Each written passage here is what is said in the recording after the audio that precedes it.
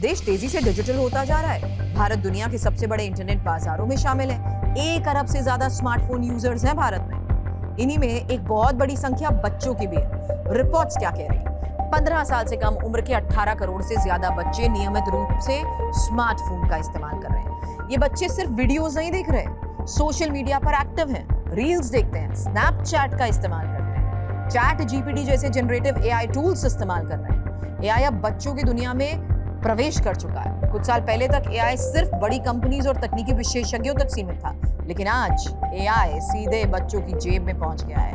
बच्चे होमवर्क के लिए एआई का इस्तेमाल कर रहे हैं, इंफॉर्मेशन सर्च करने के लिए एआई का इस्तेमाल कर रहे हैं, प्रोजेक्ट बनाने के लिए एआई की मदद ले रहे हैं, कई बार एंटरटेनमेंट के लिए एआई चैटबॉट्स का उपयोग कर रहे हैं। एआई उनके जीवन का ही हिस्सा बन गया है, लेकिन इसके साथ कई सवाल हैं। बड़ा खतरा।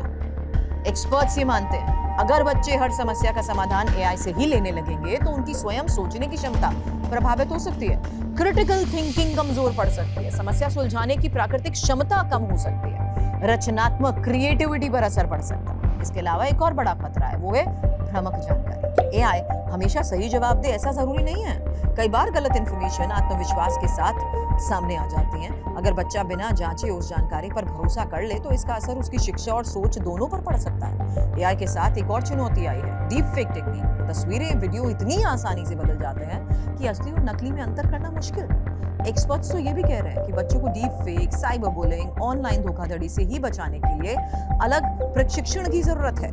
भारत सरकार एआई को रोकने की बजाय जिम्मेदारी के साथ अपनाने की नीति पर काम कर रही है। अटल इनोवेशन मिशन के तहत युवाओं के लिए कई कार्यक्रम चलाए जा रहे हैं। इंडिया एआई मिशन के जरिए एआई शिक्षा को बढ़ावा दिया जा रहा है। युवा आई ग्लोबल यूथ चैलेंज जैसे कार्यक्रम युवाओं को एआई से परिचित करा रहे हैं।